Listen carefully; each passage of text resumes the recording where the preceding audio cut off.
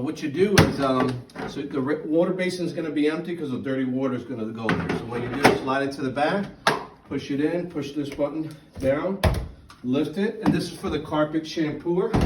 And I already put the solution in here. So small side is a cap full of the soap, and over here you put the clean water. And what you're going to do is you go like this, bring it over to the other side, and it's ready. Okay, so what we're going to do like this. I'm going to spray it though with the pre-spot.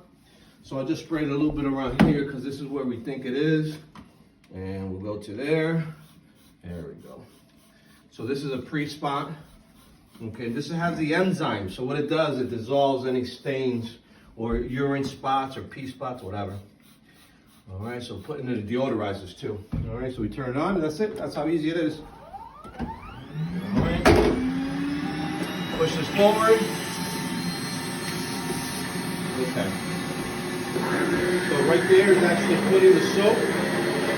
It's putting the soap, scrubbing, and then sucking it up. I don't know if you can see it on the front. You can come on over.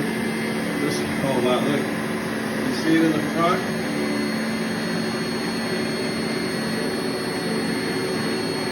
So it's putting and sucking up.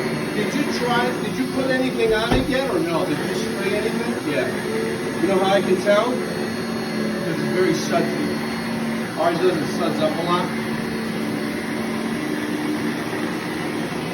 Okay. It's a deodorizer. And then if you come on over just to see the front so they can see the, oh my God, it's like a brand new rug. Yeah, that's freaking nice. Look at the color.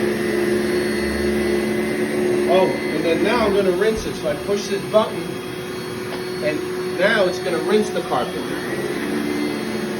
So you can wash when you rinse. Yeah, I can tell you put a lot. You try to get the stain out.